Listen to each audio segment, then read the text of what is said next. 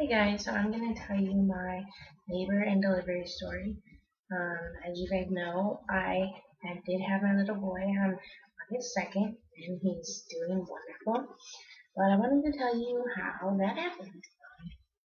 So it all started on August 1st. Um, I kind of had a feeling, and I told everybody that I was like, I'm going to go into labor on August 1st. And everyone's like, oh no, you're going to go past your due date and overdue and all this stuff, which of course, being very uncomfortable and very pregnant, I did not want to do that. So I was keeping my hopes up and kept saying, I'm going to go into labor on August 1st. So August 1st comes, which happens to be mine and my boyfriend's 2-year anniversary, and we um, decided that we were just, going to have a nice day together. But I had a doctor's appointment in the morning, so me and my mom went to that. So we get to my doctor's appointment, and I'm kind of uncomfortable, but didn't think I was having contractions or anything. Just thought I was having a bad day. So I get there, and my doctor went into the hospital for a delivery, so she wasn't even there. So we're waiting, and I'm still uncomfortable, and thought I might be having some contractions, but wasn't sure, and ended up seeing the other doctor that was there, who wasn't my doctor, but he said he would check me and stuff, and I haven't been checked before, so it was my first time getting checked, and he said that I was maybe half a centimeter dilated, and that I quote, I will not be having a baby this weekend. So I was kind of bummed because I was hoping, at least I would be dilated, but I wasn't. And so we decided after that we were going to go to Walmart, so we were walking around and still really uncomfortable and, just trying to not to have a bad day because I was, happy that it was my anniversary and we were actually planning on the movie. So we get home and my mom's in town from Florida to be here for when the baby's born. We're just all hanging out and I'm still uncomfortable and I start thinking I'm having contractions and so at around 7 o'clock, I think, I started timing them to see if they were regular and seeing how far apart they were. And at starting around 7, I was having contractions every 10 minutes, and they didn't hurt. They were just uncomfortable tightness. And then, we were still planning on going to the movies, so we were still making plans and doing that. And around 9 o'clock, I started having contractions 5 minutes apart. And it still wasn't painful or anything, just tightness. And I decided that I still wanted to go to the movies. And the movie started at 9:40. So went to the movies, still having contractions. And then I get home around midnight maybe. I'm a little more uncomfortable, but the contractions are still consistently 5 minutes apart. And nothing else changed. But my mom was like, we should get ready to go to the hospital.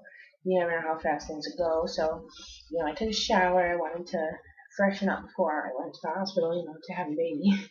And I lost my mucus plug in the shower, which really scared me because I was like, oh crap, well, I'm really gonna have a baby. So, get everything ready, everything packed, and head to the hospital and get there around 1:30. Get to the hospital and they bring me up to like the monitoring room because they wanted to see if I was having real labor or false labor or whatever. And I'm having contractions and they're getting a little more uncomfortable and they had me walk the halls, and this whole time we were in this tiny room for like 6 hours, and my contractions were getting worse and worse, and they had me walk and walk and walk. I seriously walked around that like circle in the maternity ward probably like 200 times.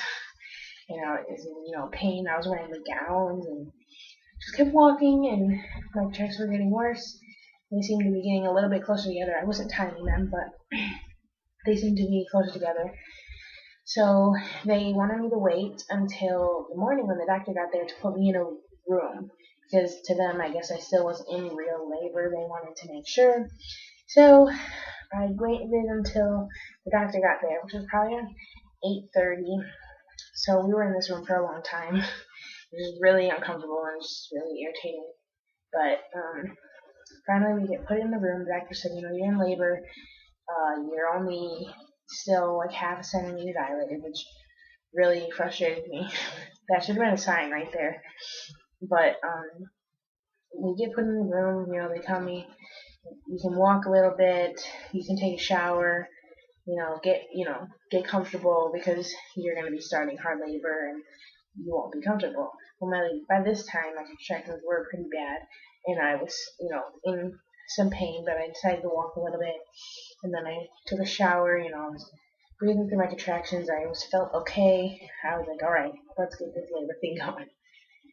So I think I'm in labor, and around 2 o'clock, it's pretty bad, and I was like, I think I want the epidural because by this time I've been up for a long time. I'm exhausted and it's just taking its toll on me.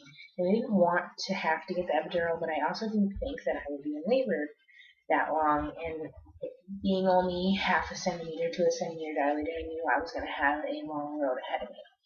So I got the epidural, and I was really scared. I was shaking, and but that did make me feel better, and I was able to finally sleep. I think I slept maybe 2 hours, so it wasn't a lot, but it helped it made me feel better. So I slept, and when I woke up, I was feeling a little bit better, and was just relaxing. And they came and checked me, and I think it was only like 2 centimeters, so I still hadn't progressed very much at all. And by this time, I was around, 4 or 5. So they just told me, we're gonna let you keep going. You can't really get up or anything because I was, couldn't feel anything, and just waited labor out. And I think things started getting really bad around 7. My epidural actually wore off, and I started feeling things again. And I was feeling a lot of pressure from the baby's head. Was like I felt like it was about to come out, but it wasn't. And she told me I was only 4 to 5 centimeters by this time.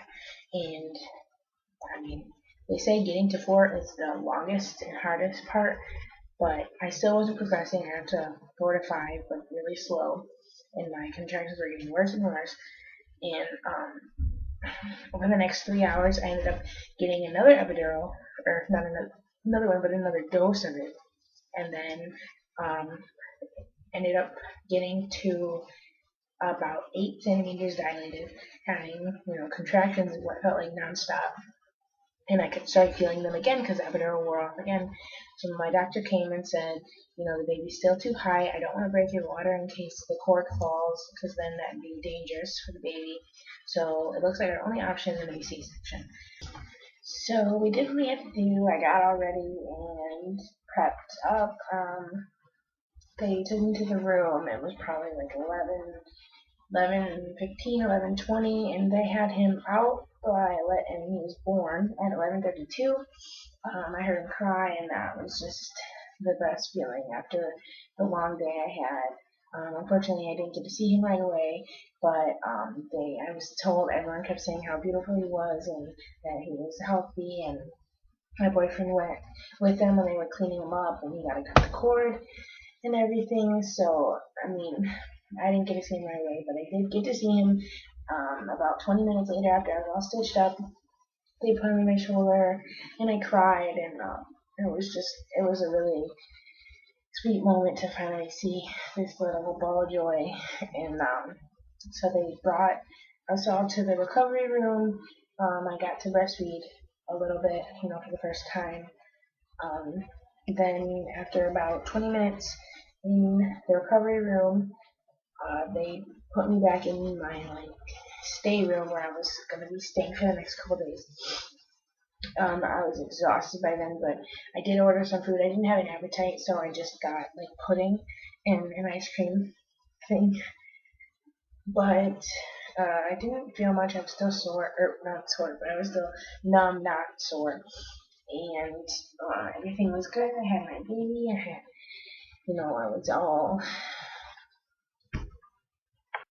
everything was all good. So I think that's all for my labor and delivery story. How I had a really long labor and did a C-section, and now I have a beautiful boy. If you have any questions, you can leave them below, or message me, whatever you want to do. Like this video if you think it was good. Sorry, that's very quality though. I cannot run a camera, which is why I have not uploaded videos, so I had to redo this video on my laptop, and hopefully I find my camera soon so I can keep uploading videos that are not webcam videos. But I'm trying to do a video every day in August. I'm a little bit behind. Like I said, I lost my camera. I have to upload videos from before as soon as I find it, and that's it. So thanks for watching.